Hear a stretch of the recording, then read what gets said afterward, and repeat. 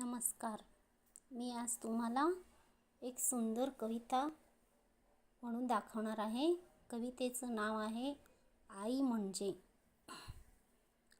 आई म्हणजे आई असते, प्रकाश देत सर्वांना दिव्यासारखी जळत असते. आई म्हणजे आई असते, प्रकाश देत सर्वांना दिव्यासारखी जळत असते.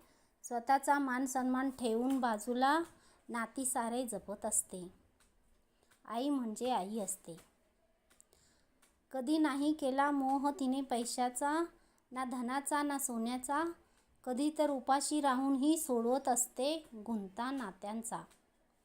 आई म्हणजे आई असते, प्रकाश देत सर्वांना दिव्यासारखी जळत असते. आपले कोण परके कोण कधी कळलेच नाही तिला.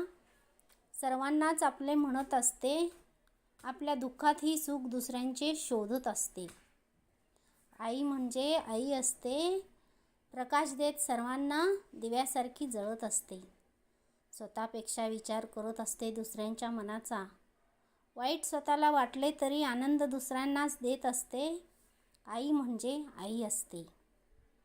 आई म्हणजे आई असते, प्रकाश देत सर्वांना दिव्यासारखी जळत असते. लहानांपुढे लहान होऊन मारून सर्वांना देत असते. देवासमोर उभी राहिली तरी दुसऱ्यांसाठीच मागत असते. आई म्हणजे आई असते. आई म्हणजे आई असते, प्रकाश देत साऱ्यांना दिव्यासारखी जळत असते. अशा आईच्या चरणी सुख लाभो हीच ईश्वरचरणी प्रार्थना.